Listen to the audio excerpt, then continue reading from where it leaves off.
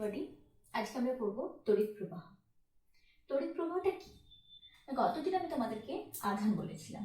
তড়িৎ প্রবাহ হলো একক সময়ের সাপেক্ষে প্রবাহিত আধান, অর্থাৎ টি সময় ধরে যদি কিউ পরিমাণ আধান প্রবাহিত হয় তখনই তাকে আমরা বলবো তড়িৎ প্রবাহ, একক তড়িৎ প্রবাহ। কিন্তু এই তড়িৎ প্রবাহ, এই আধানটা তৈরি করছে কি? আধানটা যেখানে তৈরি হচ্ছে সেটা হলো তড়িৎ কোষ। তড়িৎ কোষ কি? তড়িৎ কোষ হচ্ছে একটা ব্যবস্থা, যে ব্যবস্থার সাহায্যে আমরা রাসায়নিক শক্তিকে পরিণত করতে পারি তড়িৎ শক্তিতে। সে ব্যবস্থাতে কি থাকে? থাকে তড়িৎ বিশ্লেষ্য পদার্থ। তোমরা তড়িৎ বিশ্লেষণ চ্যাপ্টারে তড়িৎ বিশ্লেষ্য পদার্থ এবং তার ক্রিয়া বিক্রিয়া সম্পর্কে খুব ভালো মতো জেনেছো। তড়িৎ বিশ্লেষ্য পদার্থ থাকে যে যন্ত্রের মধ্যে বা যে পাত্রে, তাকে বলা হয় ভোল্টামিটার। এখানে থাকে তড়িৎদ্বার। তড়িৎ বিশ্লেষ্য পদার্থের সঙ্গে এই তড়িৎদ্বারের ক্রিয়া বিক্রিয়ার মাধ্যমে সৃষ্টি হয় আধান, আর সে আধানই দায়ী তড়িৎ প্রবাহের জন্য। তাহলে এটা আমরা বুঝতে পারলাম যে তড়িৎ প্রবাহ সৃষ্টি হয় আধানের জন্য, এবং আধান আসে বা আধানের উৎস হিসেবে কাজ করছে এখানে তড়িৎ কোষ। তড়িৎ কোষ প্রাথমিক আছে এবং গৌণ আছে। প্রাথমিক এবং তড়িৎ প্রবাহ, এবার আসে প্রবাহের কথা। না, কোনো প্রবাহকে প্রবাহিত হতে হলে দরকার হয় কিসের? উচ্চ এবং নিম্ন। যে ঠিক যেমন ভাবে কোনো স্থানে যদি জলের প্রবাহ হয় তাহলে জলটা গড়িয়ে যেতে হবে উচ্চতর স্থান থেকে নিম্নতর স্থানের দিকে। কিন্তু যদি আমি তড়িৎ প্রবাহের কথা বলি, সেখানে সে উঁচু নিচু ব্যাপারটা কি? না, তড়িতের প্রবাহের জন্য দরকার বিভবের পার্থক্য। বিভব কথাটা আগের দিনই বলেছিলাম। উচ্চ বিভব থেকে নিম্ন বিভবের দিকে প্রবাহিত হয় তড়িৎ। উচ্চ বিভব এবং নিম্ন বিভব, অর্থাৎ বিভবের যদি পার্থক্য থাকে, সেখানে সৃষ্টি হবে কি? না, তড়িতের প্রবাহ। তাই প্রথমে আমি বললাম যে তড়িৎ প্রবাহের জন্য দায়ী হচ্ছে আধান। আধানের উৎস হিসেবে থাকছে আমার কাছে তড়িৎ কোষ, এবং সেই তড়িৎ কোষ থাকলে যে তড়িতের প্রবাহটা সৃষ্টি হয়ে যাবে তা নয়। তড়িৎটা সৃষ্টি হবে, কিন্তু প্রবাহ হওয়ার জন্য দরকার বিভবের পার্থক্য, এবং সেই বিভবের পার্থক্য থাকলেই আমরা পাবো তড়িতের প্রবাহ। এবার আসি বর্তনীর কথা। তড়িৎটা প্রবাহিত তো হবে, কিন্তু কোথা দিয়ে হবে বা কার মধ্যে দিয়ে হবে? কেন আমরা এই তড়িতের প্রবাহটা নিতে চাইছি? না, একটা হলো বিশেষ ব্যবস্থা, সুকৌশলিক ব্যবস্থা, যে ব্যবস্থার মাধ্যমে আমরা আমাদের নিত্য নৈমিত্তিক প্রাথমিক কাজগুলো করতে পারি। সেটাকে বলা হচ্ছে সার্কিট বা বর্তনী। এই সার্কিট বা বর্তনীটা দুটো অংশে বিভক্ত। একটা হচ্ছে তড়িৎ কোষের অভ্যন্তরীণ অংশ, আর একটা হচ্ছে বহির অংশ। এটাকে বলা হয় অন্তর্বর্তনী, এটাকে বলা হয় বহির্বর্তনী। এই বহির্বর্তনীতে আমি তড়িৎ কোষের উৎপন্ন তড়িৎরা প্রবাহ ঘটানোর জন্য দরকার হচ্ছে যার, সেটাকে বলা হচ্ছে তড়িৎ পরিবাহী, অর্থাৎ যার সাহায্যে তড়িতের পরিবহনটা ঘটছে। তড়িতের পরিবহনটা ঘটছে, কিন্তু যদি দেখা যায় এরকম, অর্থাৎ পরিবাহীটাকে আমি যদি ছিন্ন করে দিই, যেটাকে বলা হচ্ছে সার্কিট ব্রেক, সেক্ষেত্রে কি এক্ষেত্রে বহির্বর্তনীতে তড়িতের প্রবাহ হবে? না, সেক্ষেত্রে বহির্বর্তনীতে কোনো তড়িতের প্রবাহ হবে না, কারণ এখানে বর্তনীটা ছিন্ন অবস্থা রয়েছে। অর্থাৎ আমরা দু ধরনের এখানে বর্তনী পেলাম। যখন ছিন্ন থাকছে না তখন বদ্ধ, যখন ছিন্ন অবস্থায় থাকছে তখন সেটা মুক্ত বর্তনী। বদ্ধ বর্তনীতে, অর্থাৎ বহির্বর্তনীতে যখন তড়িতের প্রবাহ ঘটবে, সেক্ষেত্রে তড়িৎ কোষের দুটো মেরুর মধ্যে, এটাকে পজিটিভ মেরু, এটাকে নেগেটিভ মেরু বলা হয়, দুটো মেরুর মধ্যে যত পরিমাণ বিভবের পার্থক্য বা প্রভেদ থাকবে সেটাকেই বলছে আমরা বিভব প্রভেদ। আর বর্তনীটা যখন মুক্ত অবস্থায় থাকবে, অর্থাৎ বহির্বর্তনীতে তড়িতের কোনো প্রভাব ঘটবে না, সেক্ষেত্রে তড়িৎ কোষে দুটি তারের মধ্যে যে বিভবের পার্থক্য তাকে বলা হয় তড়িৎ চালক বল। তাহলে আরেকটা নতুন টার্ম পেলাম, সেটা হলো তড়িৎ চালক বল। তড়িৎ চালক বলটা আমি আরেকটু ভালো করে ক্লিয়ার করছি। তো শুধুমাত্র তড়িৎ কোষের মধ্যে, তড়িৎ কোষের মধ্যে, এর আগের দিন বা বিভব সম্পর্কে জেনেছিলাম যে বিভব হলো এক ধরনের ওয়ার্ক ডান, কার্য। একক ধনাত্মক আধানকে অসীম দূরত্ব থেকে তড়িৎ ক্ষেত্রে কোনো একটা বিন্দুতে নিয়ে আসতে, অথবা তড়িৎ ক্ষেত্রেরই মধ্যবর্তী এক বিন্দু থেকে অন্য বিন্দুতে নিয়ে যেতে যে পরিমাণ কাজ করতে হয় তাকে বলা হয়েছিল তড়িৎ বিভব। তাহলে তড়িৎ চালক বলটাকে যদি সেভাবে ব্যাখ্যা করি কি হবে? না, তড়িৎ কোষের মধ্যে অবশ্যই সেখানে কি থাকছে? তড়িৎ ক্ষেত্র, তড়িৎ কোষের মধ্যে একক ধনাত্মক আধানকে নিম্ন বিভব থেকে, এটা নিম্ন বিভব এটা উচ্চ বিভব, নিম্ন বিভব থেকে উচ্চ বিভবে নিয়ে আসতে যে পরিমাণ কাজ করতে হয় তাকেই বলা হয় তড়িৎ চালক বল। আর বহির্বর্তনী যখন থাকবে, অর্থাৎ সেক্ষেত্রে তড়িৎ প্রবাহ সৃষ্টি হবে উচ্চ বিভব থেকে নিম্ন বিভবের দিকে। বহির্বর্তন বদ্ধবর্তনী অবস্থায় বহির্বর্তনীতে একক ধনাত্মক আধানকে উচ্চ বিভব থেকে নিম্ন বিভবে নিয়ে আসতে যে পরিমাণ কাজ করতে হয় তাকে বলা হচ্ছে বিভব প্রভেদ। তাহলে যদি আমরা তড়িৎচালক বল এবং বিভব প্রভেদের একটা ডিফারেন্সিয়েট করতে চাই, কি দেখতে পাচ্ছি না, তড়িৎচালক বল সৃষ্টি হচ্ছে মুক্ত বর্তনীতে, বর্তনী যখন মুক্ত অবস্থায় থাকছে, এবং বিভব প্রভেদ সৃষ্টি হচ্ছে বদ্ধ বর্তনীতে। আর কি দেখতে পাচ্ছি না, তড়িৎচালক বল তড়িৎ কোষের সেই জায়গাতে সৃষ্টি হচ্ছে যেখানে নিম্ন বিভব থেকে অর্থাৎ অভ্যন্তরীণ প্রভাব ঘটছে, যার জন্য সেটাই হলো তড়িৎচালক বল। অভ্যন্তরীণ তড়িৎ প্রভাব, তড়িৎ কোষের মধ্যে এক ধরনের প্রভাব হচ্ছে, কিসের জন্য? এই তড়িৎচালক বলের জন্য। আর বর্তনীর সেই অংশ, যে অংশের মধ্যে কি ঘটছে না, তড়িৎ প্রবাহটা আমরা অনুভব করতে পারছি, সেই অংশ তবেই আমরা বলবো যে সেই স্থানে বিভব প্রভেদের সৃষ্টি হয়েছে। কারণ বিভব প্রভেদ না থাকলে তড়িতের প্রবাহ হবে না। অর্থাৎ দেখলাম যে এখানে লাইটটা জ্বলছে, তাই স্বাভাবিক বুঝতে পারলাম যে এর মধ্য দিয়ে নিশ্চয়ই তড়িতের প্রবাহ ঘটেছে। আর এই তড়িতের প্রবাহটা ঘটেছে কখন না, এই নিশ্চয়ই এই স্থানে বিভবের প্রভেদ ঘটেছে, তবেই আমরা বুঝতে পারলাম যে তড়িতের প্রবাহটা ঘটছে। তড়িৎচালক বল আমরা পরিমাপ করি পোটেনশিওমিটার যন্ত্রের সাহায্যে, আর বিভব প্রভেদ আমরা পরিমাপ করি ভোল্টমিটার যন্ত্রের সাহায্যে। তবে তড়িৎচালক বল এবং বিভব প্রভেদ উভয়েরই ব্যবহারিক একক হচ্ছে ভোল্ট। এটা গেল তড়িৎচালক বল এবং বিভব প্রভেদের মধ্যে মোটামুটি পার্থক্য। এরপর আমরা পড়তে পড়তে আরো বিভিন্ন ধরনের তফাৎটা কোথায় সেটা জেনে যাব। এখন আমরা আসছি তড়িৎ প্রবাহ। যদি আমি এক্ষুনি বললাম তড়িৎ প্রবাহের জন্য কিসের প্রয়োজন না, পরিবাহীর প্রয়োজন। সাপোজ একটা পরিবাহী, এই পরিবাহীর মধ্য দিয়ে তড়িতের প্রবাহ ঘটছে, স্বাভাবিকভাবে এদিকটা থাকছে উচ্চ বিভবে আর এদিকটা থাকছে নিম্ন বিভবে। পরিবাহীর যে কোনো প্রস্থচ্ছেদের মধ্য দিয়ে, অর্থাৎ পরিবাহী তারটাকে যদি আমি ছোট ছোট ক্রস সেকশন করি তাহলে এরকম পাবো, পরিবাহী যে কোনো প্রস্থচ্ছেদের মধ্য দিয়ে প্রতি সেকেন্ডে যত পরিমাণ তড়িৎ আধান প্রবাহিত হচ্ছে, সাপোজ যদি টি সময় ধরে কিউ পরিমাণ তড়িৎ আধান প্রবাহিত হয়, তাহলে সেই ক্ষেত্রে প্রবাহিত তড়িৎ প্রবাহ আই সমান কিউ বাই টি। যদি একক বের করতে চাই এর, তাহলে আই এর একক কি হবে না, আধানের একক আমরা জানি কুলম্ব, সময়ের একক সেকেন্ড। তাহলে তড়িৎ আধান এক সেকেন্ডে যদি 1 কুলম্ব তড়িৎ আধান প্রবাহিত হয়, তবে সেখানে আমি বলবো 1 অ্যাম্পিয়ার তড়িৎ প্রবাহ ঘটেছে। অর্থাৎ কোনো পরিবাহীর যে কোনো প্রস্থচ্ছেদের মধ্য দিয়ে 1 সেকেন্ডে 1 কুলম্ব তড়িৎ আধান প্রবাহিত হলে তাকে 1 অ্যাম্পিয়ার তড়িৎ প্রবাহ বলা হয়। অ্যাম্পিয়ার হলো তড়িৎ প্রবাহের ব্যবহারিক একক। এখন আমরা চলে যাব ওহমস লতে।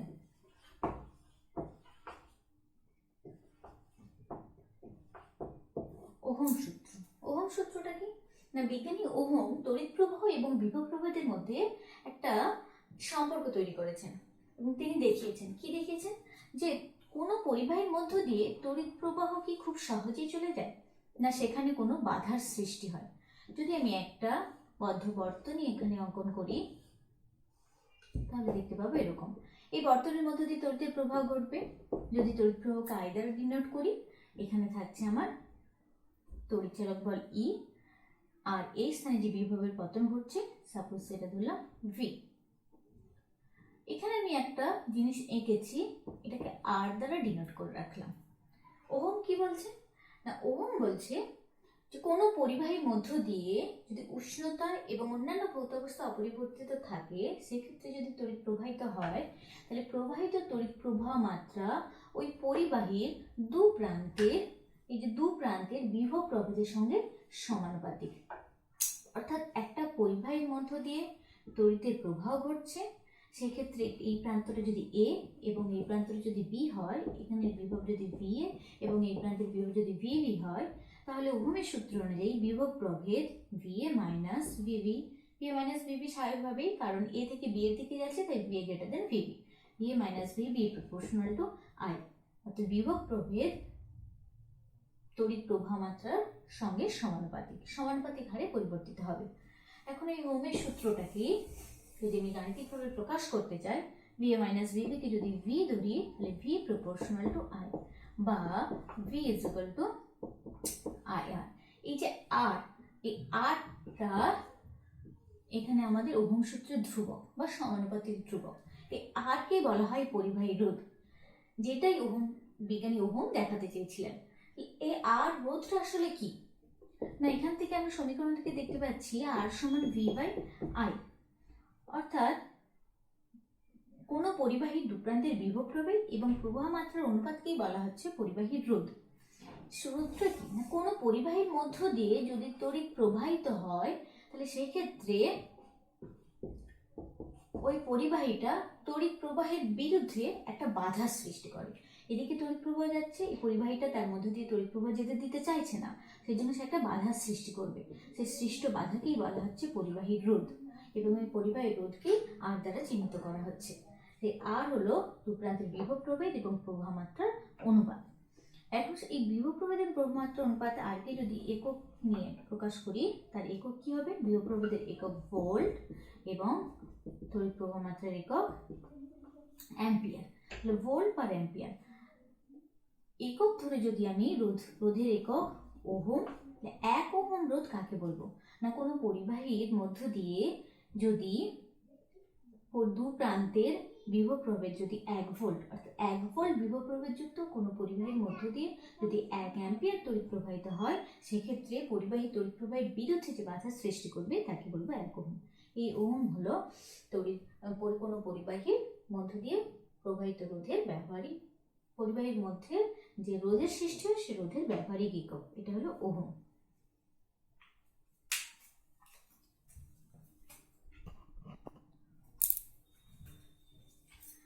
ভি সমান আইআর, এটা হলো ওহমের সূত্রের গাণিতিক রূপ। যদি বলা হয় ওহমের সূত্র থেকে রোধের সংজ্ঞা দাও, তাহলে হবে কোনো পরিবাহী দুপ্রান্তের বিভব প্রভেদ এবং প্রবাহ মাত্রা অনুপাতকে বলা হয় পরিবাহী রোধ। আর যদি পরিবাহীর দিক থেকে ওহমের সূত্র সংজ্ঞা বলি, তাহলে হবে কোনো পরিবাহীর মধ্য দিয়ে কোনো পরিবাহীর দুপ্রান্তের বিভব প্রভেদ যদি 1 ভোল্ট হয়, তখন তার মধ্য দিয়ে 1 অ্যাম্পিয়ার তড়িৎ প্রবাহ গেলে তড়িৎ প্রবাহের বিরুদ্ধে পরিবাহীর বাধাকে বলা হচ্ছে 1 ওহম রোধ। রোধ আমরা পেয়ে গেলাম, এখানে ওহমের সূত্রের গাণিতিক রূপও পেলাম, ভি সমান আইআর। ওহমের সূত্রের এটা হলো গাণিতিক রূপ। এখন বলি যে ওহমের সূত্র থেকে আমরা যে রোধ পেলাম, রোধটা কি বিষয়ের উপর নির্ভর করে।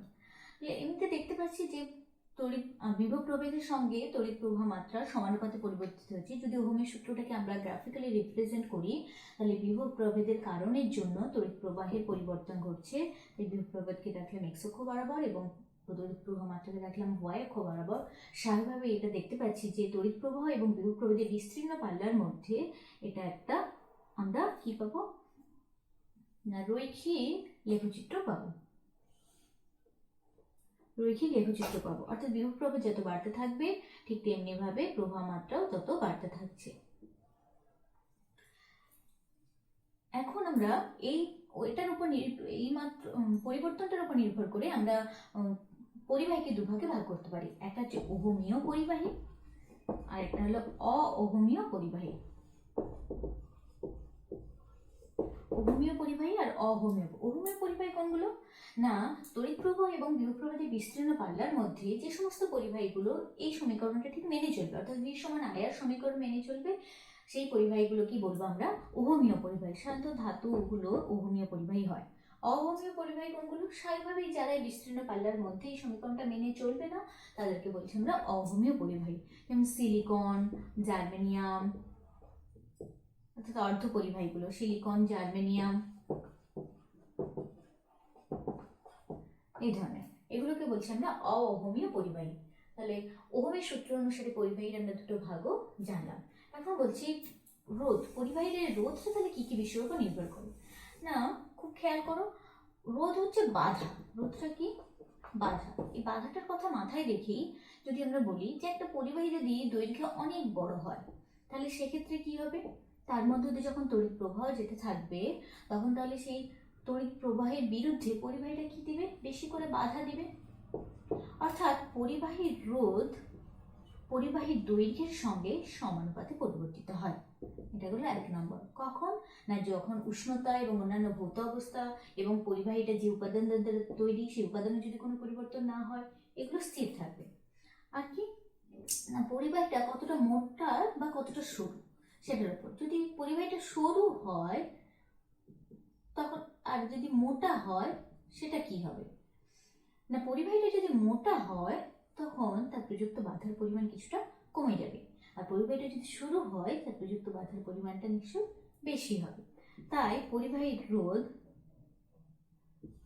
পরিবাহীর প্রস্থচ্ছেদের ক্ষেত্রফলের সঙ্গে ব্যস্ত অনুপাতে পরিবর্তিত হয় যখন পরিবাহীর দৈর্ঘ্য, তার উপাদান এগুলো স্থির থাকবে। এই দুটো সমীকরণকে যদি আমরা সমন্বয় করি তাহলে কি পাচ্ছি? আর proportional to L by A.